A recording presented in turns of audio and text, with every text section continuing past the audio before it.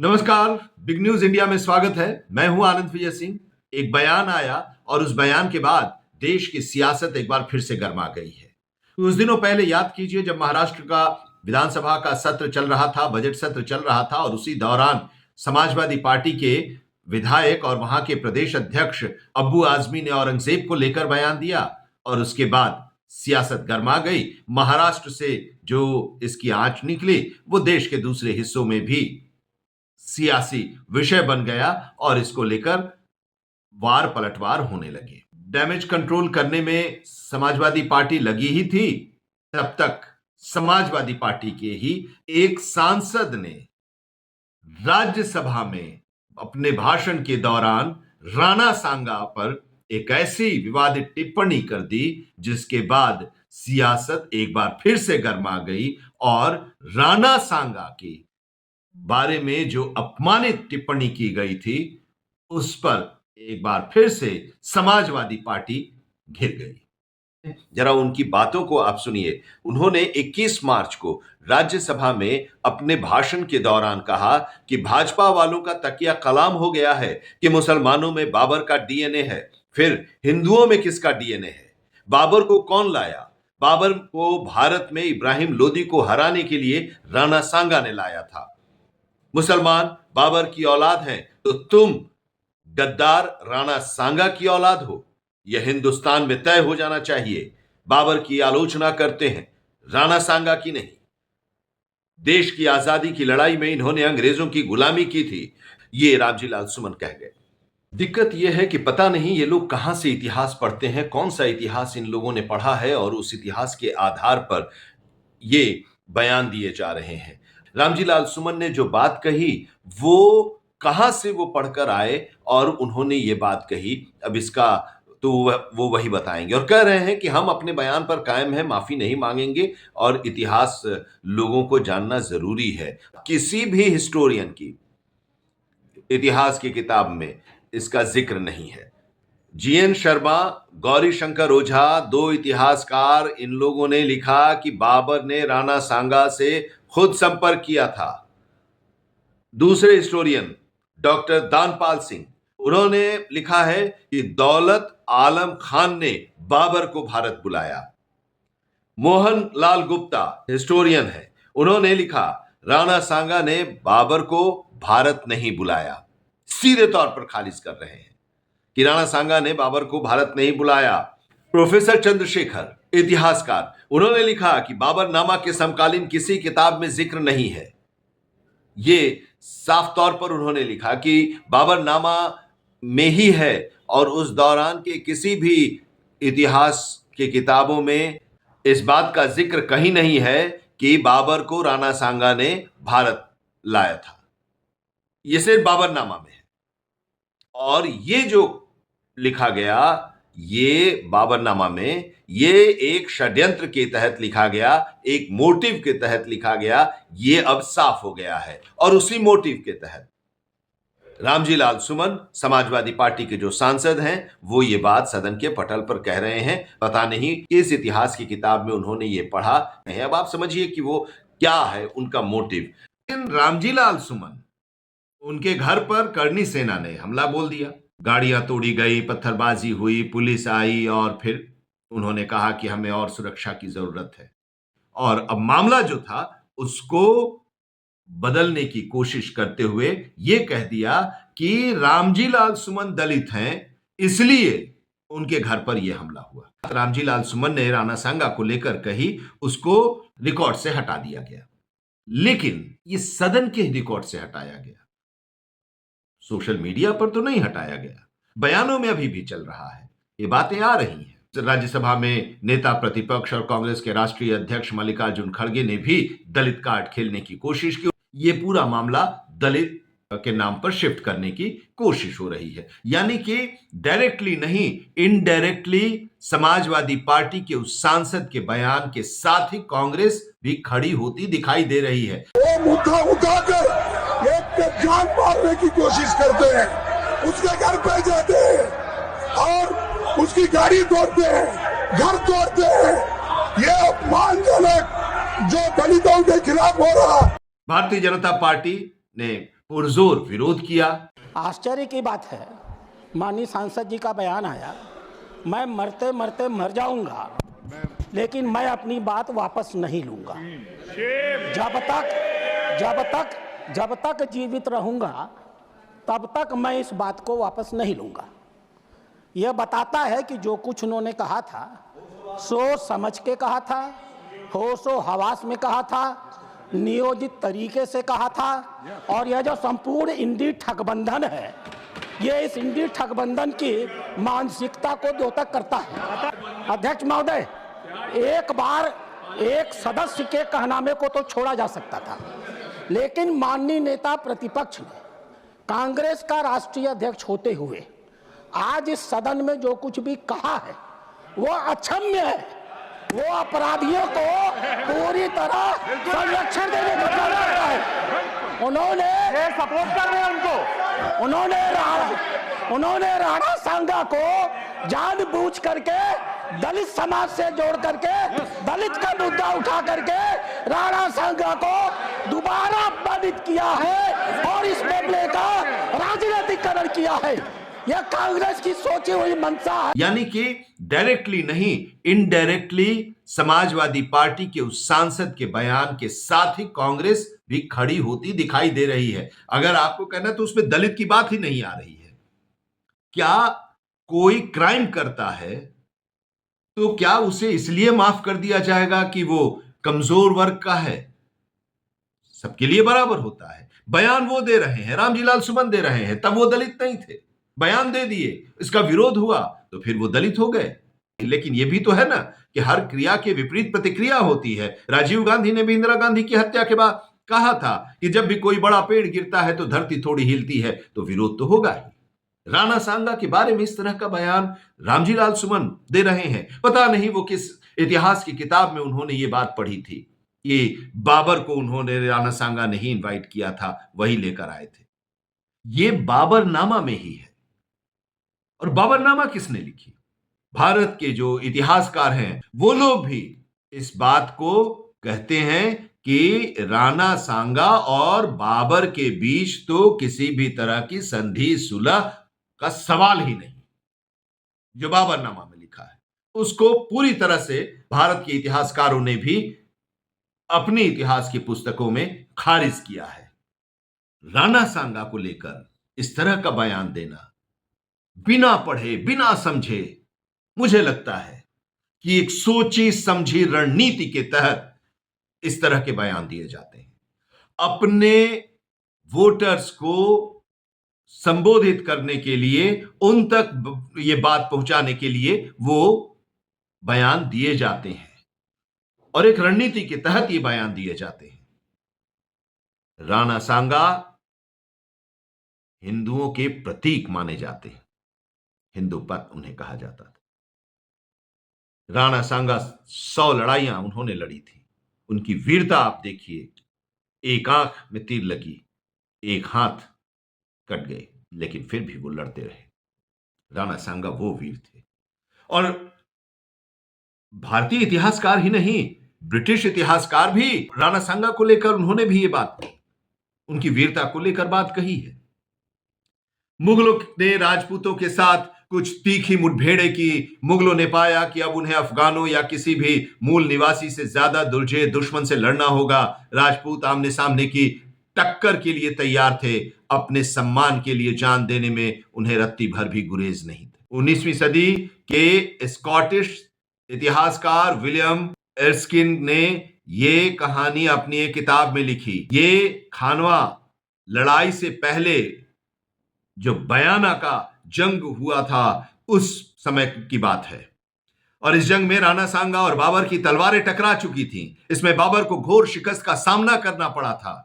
बाबर इस टक्कर को कभी भूल नहीं पाया और उसने अपनी आत्मकथा बाबरनामा में लिखा है। ये भी रामजी लाल सुमन को पढ़ना चाहिए, जानना चाहिए। हवा में बातें करते हैं अपने वोटर्स के लिए, चुनाव को देखते हुए, उसका फायदा लेने के लिए, हर जगह तुष्टीकरण की नीति को रखते हुए सामने वो बातें इस तरह के लोग करते हैं। अब देखिए बाबरनामा में बाबर ने क्या लिखा।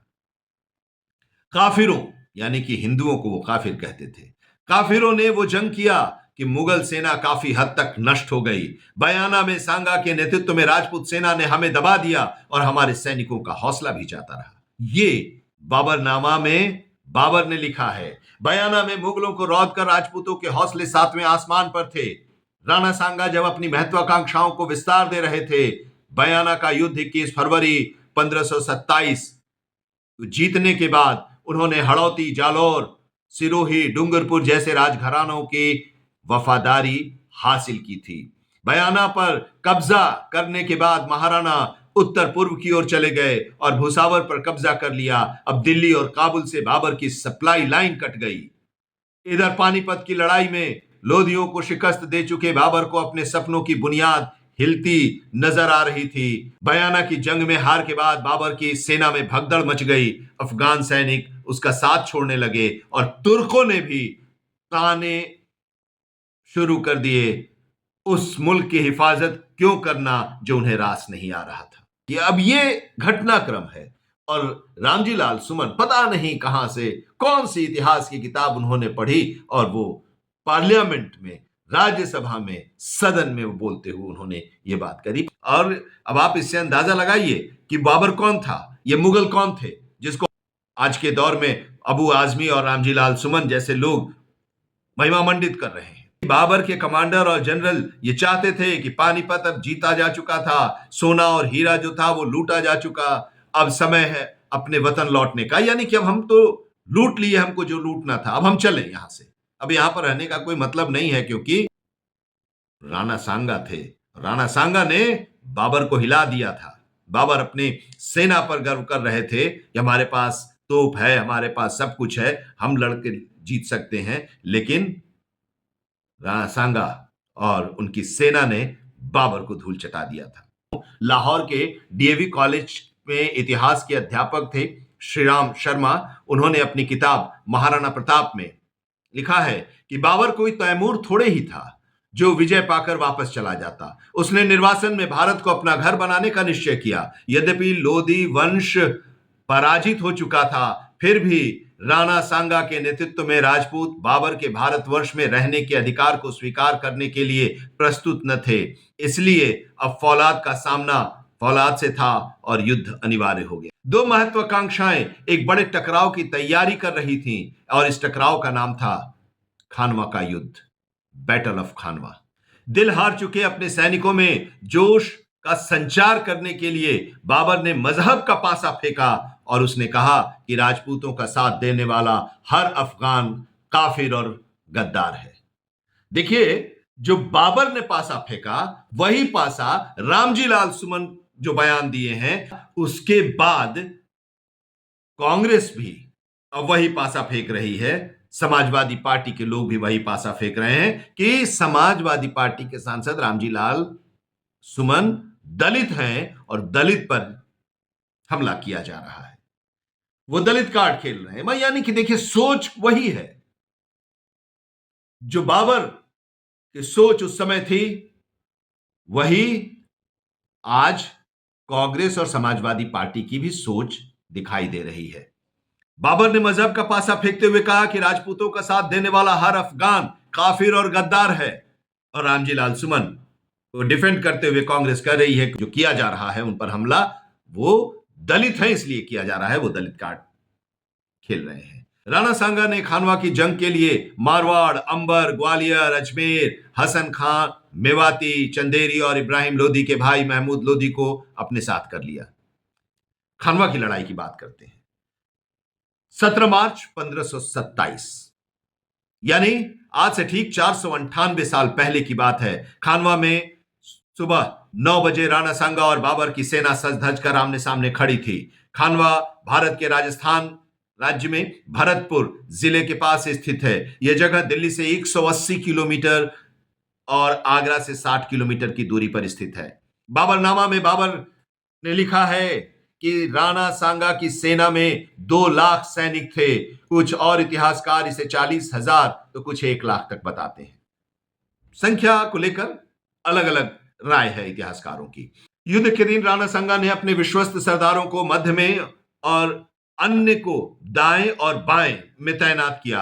अपनी सेना के बड़े हिस्से को दुश्मन की सीमा में भेजकर आमने सामने की लड़ाई करने की सोची। लड़ाई की इस राजनीति में राजपूत घुड़सवार सेना का कोई मुकाबला नहीं था, लेकिन जंगों और जख्मों को देखकर पक चुका बाबर आज कुछ और रणनीति लेकर आया था। उस लड़ाई में जंग उसने भी कई लड़ी थी, जख्म भी उसे कई मिले थे, और इसी को देखकर एक नई रणनीति उसने तैयार की थी खानवा की लड़ाई के लिए। इतिहासकार श्री राम शर्मा लिखते हैं कि एक ओर राजपूतों का साहस था तो दूसरी ओर मुगलों का संगठन, चतुर सेनापति राणा सांगा का सामना बाबर से था। बाबर जान गया था कि सीधे की टक्कर में राजपूत सेना से जीतना बहुत मुश्किल है, इसीलिए उसने डिफेंसिव फॉर्मेशन तैयार किया। उसने अपनी सेना को 3 हिस्सों में बांटा, दाहिना, बायां और मध्य, लेफ्ट, राइट और सेंटर।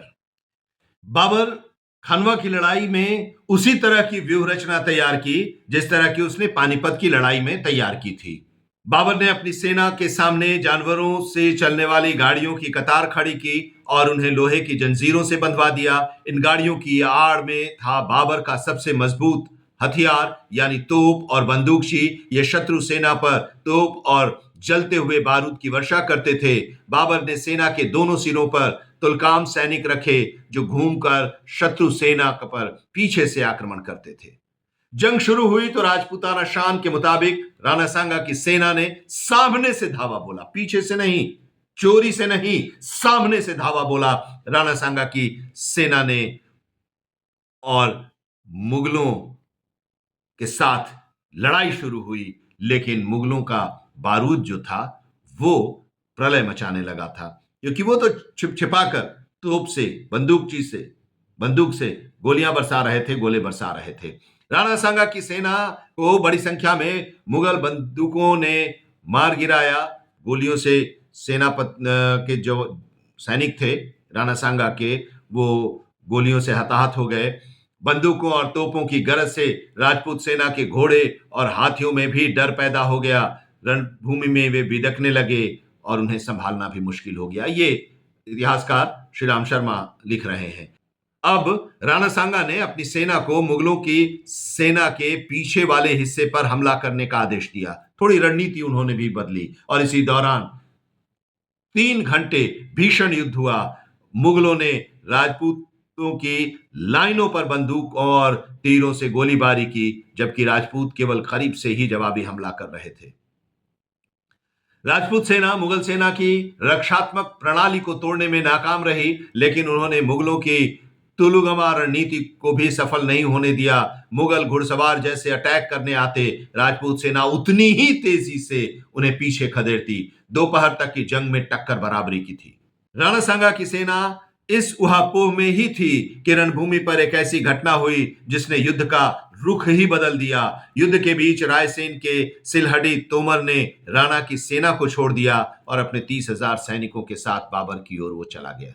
बीच युद्ध से सिलहटी के विश्वासघात ने राणा को अपनी योजनाएं बदलने और नए आदेश जारी करने के लिए मजबूर किया, और इसी हेरफेर के दौरान राणा सांगा को एक गोली लगी, वो बेहोश होकर गिर गए। युद्ध का नतीजा तय होने लगा था। राणा को जख्मी देख राजपूत खेमे में सेहरन दौड़ गई, लेकिन 1 घंटे तक यही स्थिति रही।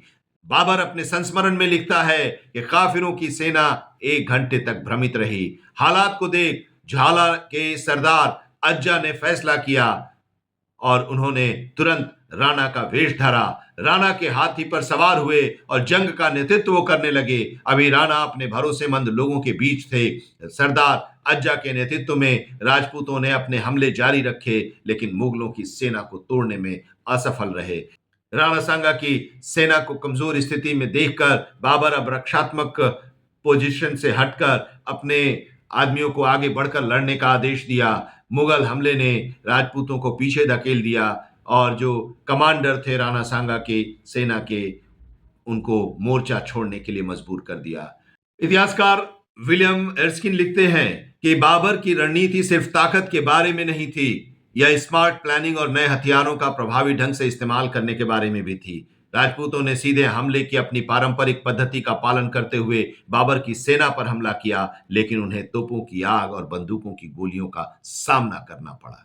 यह खानवा युद्ध, उनके हाथ कट गए, आंख में तीर लगी, एक आंख फूट गई, लेकिन उस वीर को देखिए, वो वीर तब भी मैदान में ही डटा रहा। ये महाराणा सांगा की बात हम कर रहे हैं। अब देखिए, ये तो हो ही नहीं सकता कि राणा सांगा बाबर को कहे कि हां तुम आ जाओ। ये सवाल ही नहीं पैदा। अगर अगर राणा सांगा ने उनको इनवाइट किया होता, जिसकी बात रामजी लाल सुमन कर रहे हैं, उनको खुद ये सोचना होता चाहिए था, तो फिर वो लड़ाई इतनी भीषण क्यों होती? जब उनको इनवाइट किया तो फिर उनके साथ वो मिल जाते। एक एग्जाम्पल, दूसरा एग्जाम्पल और आप देखिए उस परिवार की, महाराणा प्रताप के परिवार के ही राणा सांगा। महाराणा प्रताप उसी परिवार से है। महाराणा प्रताप के बारे में, प्रताप जो एक अखबार निकलता था आजादी के समय में, उस अखबार के संपादक थे गणेश शंकर विद्यार्थी, खुद स्वतंत्रता सेनानी थे। उन्होंने अपने अखबार में महाराणा प्रताप को श्रद्धांजलि देते हुए जो शब्द लिखे थे वो जरा सुनिए। प्रताप, हमारे देश का प्रताप, हमारी जाति का प्रताप, दृढ़ता और उदारता का प्रताप, तू नहीं केवल तेरा यश और कीर्ति है। जब तक यह देश है, जब तक तेरा संसार है, दृढ़ता, उदारता, स्वतंत्रता और तपस्या का आदर है, तब तक हम क्षुद्र प्राणी ही नहीं, सारा संसार तुझे आदर की दृष्टि से देखेगा। संसार के किसी भी देश में तू होता तो तेरी पूजा होती और तेरे नाम पर लोग अपने को न्योछावर करते। अमेरिका में होता तो वॉशिंगटन और अब्राहम लिंकन से किसी तरह तेरी पूजा कम न होती। इंग्लैंड में होता तो वेलिंगटन और नेल्सन को तेरे सामने सिर झुकाना पड़ता। स्कॉटलैंड में वॉलेस और रॉबर्ट तेरे साथी होते। फ्रांस में जोन ऑफ आर्क तेरे टक्कर की गिनी जाती और इटली तुझे मेजनी के मुकाबले रखती। लेकिन हां, हम निर्बल भारतीय आत्माओं के पास है ही क्या जिसे हम तेरी पूजा करें और तेरे नाम की पवित्रता का अनुभव करें। किस तरह से अपनी श्रद्धांजलि अर्पित की थी गणेश शंकर विद्यार्थी ने, उन शब्दों को देखिए। हम आज उन्हीं वीरों को अपमानित करते हैं। वो हमारे हीरो हैं जिनकी हमें पूजा करनी चाहिए, लेकिन हम उनके बारे में अनर्गल प्रलाप करते हैं। अब आप समझ सकते हैं कि इस राजनीति की वजह से कितने नीचे हम गिरते जा रहे हैं। ब्रिटिश सरकार ने जॉर्ज पंचम के दिल्ली दरबार में 1911 में हाजिर होने से सिर्फ महाराणा प्रताप के वंशज को ही छूट थी। याद रहे, सारे भारतीय राजाओं की यह मजबूरी होती थी कि वे ब्रिटिश किंग के सामने झुककर उन्हें नजराना दें। चूंकि महाराणा प्रताप के वंशज इसके लिए तैयार नहीं थे, इसलिए अंग्रेजों ने उन्हें यह छूट दी थी। किसी अन्य राजा महाराजाओं को ऐसी छूट नहीं मिली थी। ये एमओ मथाई ने अपनी पुस्तक नेहरू के साथ 13 वर्ष उसमें लिखा गया है। मथाई को नहीं पढ़ेंगे ना, वो वही चीज पढ़ेंगे जो कि उन्हें आज के समय में सूट कर रहा होता। अब राणा सांगा को लेकर जो बयान दिया गया, अब उस बयान पर सियासत गरमाई हुई है। ये खानवा की लड़ाई की बात हमने आपको बताई, किस तरह से वीरता के साथ लड़ाई लड़ी। 99 लड़ाइयां राणा सांगा ने जीती थी। 100वीं लड़ाई जो थी उसमें राणा सांगा हारे थे। खानवा की लड़ाई एकमात्र लड़ाई थी जिसमें हारे थे, लेकिन उससे पहले बाबर को उन्होंने धूल चटाया था बयाना की लड़ाई में। अपने वोट के लिए, तुष्टीकरण की राजनीति के लिए राजनेताओं के द्वारा इस तरह के बयान दिए जाते हैं। अपने तुच्छ राजनीति के लिए ऐसे लोग जानबूझकर इस तरह का बयान देते हैं। और ये कांग्रेस पार्टी को आजकल तो समझ में ही नहीं आती है कि क्या कहें, कौन सा रास्ता पकड़ें। कांग्रेस पार्टी नेतृत्व विहीन है, किस तरफ से जाएं, कौन सा रास्ता हमारे लिए सही होगा, यह उनके समझ में नहीं है। बात राणा सांगा के अपमान की हो रही है तो दलित कार्ड खेला जा रहा है। जिस तरह से बाबर ने कहा था कि जो भी अफगान उनके साथ जा रहे हैं राणा सांगा के साथ, वो काफिर है। उसने धर्म का कार्ड खेला, यहां पर जातियों का कार्ड खेला जा रहा है। अंतर अब आप खुद समझ लीजिए।